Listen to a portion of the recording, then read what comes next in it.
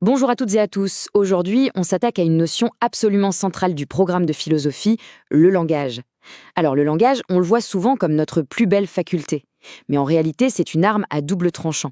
D'un côté, c'est notre plus grand outil d'unification, ce qui nous permet de bâtir des projets ensemble.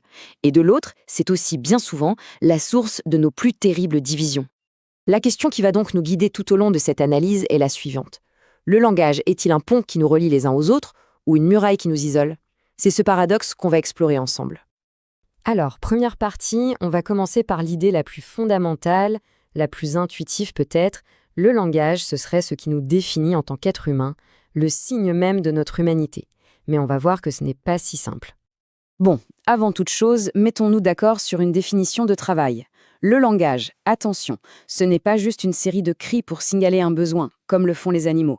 Non, c'est bien plus que ça. C'est un système complexe, organisé, avec des règles et qui est capable d'exprimer des pensées, des idées abstraites, des choses qui ne sont même pas là, sous nos yeux. Et sur l'origine du langage, justement, on a tout de suite deux grandes visions qui s'affrontent. Pour le philosophe de l'Antiquité Lucrèce, le langage est quelque chose de naturel, qui prolonge en quelque sorte les cris des animaux. Il naît du besoin. Pour Descartes, en revanche, c'est une rupture totale. Le vrai langage, dit-il, n'exprime pas une passion, comme la faim ou la peur, mais une pensée. Et ça, c'est la preuve que l'humain possède une âme. Et cette idée, elle illustre parfaitement la pensée de Descartes. Pour lui, ce qui compte, ce n'est pas la capacité à prononcer des mots. Après tout, un perroquet peut répéter ce qu'on lui dit. Non, le point crucial, c'est la capacité à créer ce qu'il appelle des signes à propos, c'est-à-dire assembler des mots de manière nouvelle et pertinente pour répondre à une situation. C'est cette créativité qui est la vraie marque de la pensée et donc de l'humanité. Bon, maintenant passons à une complication majeure. Si le langage nous donne accès à la pensée, à la vérité, comment expliquer que la diversité des langues dans le monde semble, au contraire, créer des visions du réel totalement différentes et parfois irréconciliables? C'est là que la philosophe Hannah Arendt nous offre un concept vraiment puissant. Elle nous dit que le fait qu'il y ait des milliers de langues différentes devrait nous provoquer une saine inquiétude. Pourquoi saine?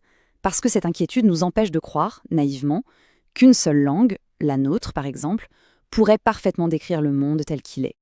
Et cette saine inquiétude, elle ouvre des abîmes de questions. Si chaque langue découpe le réel à sa manière, ça veut dire que la traduction parfaite est impossible. On comprend mieux pourquoi certains penseurs, comme Leibniz, ont rêvé d'une langue universelle, purement logique. Et surtout, ça nous amène à une question vertigineuse. Est-ce que notre pensée est, en quelque sorte, prisonnière des frontières de notre propre langue? Voyons maintenant comment cette faculté, le langage, se déploie dans l'arène politique et morale. Et là, on va voir que son caractère à double tranchant est plus évident que jamais. C'est à la fois un instrument de libération et de domination. Pour défendre la liberté d'expression, John Stuart Mill nous livre une argumentation qui est d'une logique implacable. Son idée, elle est simple mais très forte. Pour que la vérité reste vivante, pour qu'elle ne devienne pas un dogme mort qu'on répète sans comprendre, elle a besoin d'être constamment mise au défi, d'être confrontée à d'autres opinions, même celles qui nous paraissent complètement fausses. Mais attention, Mill n'est pas naïf pour autant. Il pose une limite très claire. La liberté d'expression s'arrête là, où commence l'incitation directe à la violence ou au préjudice. Crier au feu dans un théâtre plein à craquer, ce n'est pas exprimer une opinion, c'est un acte qui peut causer des morts. Ce n'est pas la même chose. Et il faut bien le reconnaître, le langage a un côté très obscur. Il peut devenir une arme terrible.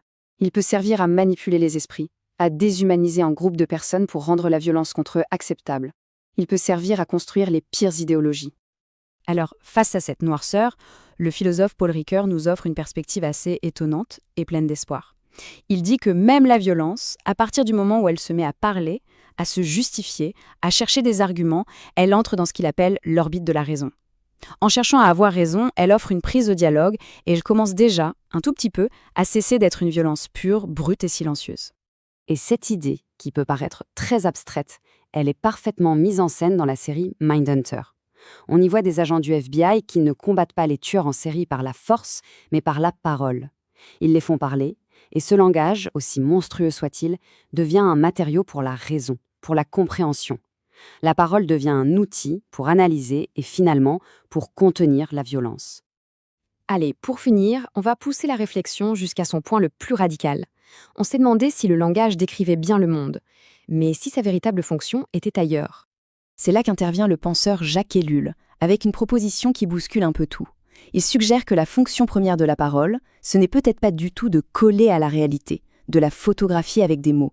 Sa véritable puissance, elle serait ailleurs. Et voici la question vertigineuse qu'il nous laisse en héritage. La valeur du langage réside-t-elle dans sa fidélité au monde qui existe ou dans son incroyable pouvoir de créer d'autres univers? L'univers de la fiction, bien sûr, mais aussi celui de la loi, de la religion, de la vérité scientifique. Des mondes qui n'existent que par les mots, mais qui pourtant organisent toute notre réalité. Bon, pour conclure, qu'est-ce qu'on doit absolument retenir pour le bac? Premièrement, le paradoxe central. Le langage, à la fois, unit et divise. Deuxièmement, les penseurs clés. Lucrèce et sa vision naturaliste, Descartes et la preuve par la pensée, Arendt et sa saine inquiétude, Émile pour la liberté d'expression. Enfin, les idées plus complexes mais très puissantes de Ricoeur et d'Ellul. Et bien sûr, cette citation de Ricoeur qui peut vraiment faire la différence dans une copie. C'est la fin de notre parcours sur le langage. Si ce format a pu être utile, un petit encouragement fait toujours plaisir et bien sûr, un abonnement permet de ne rien manquer des synthèses à venir. Bon courage pour les révisions!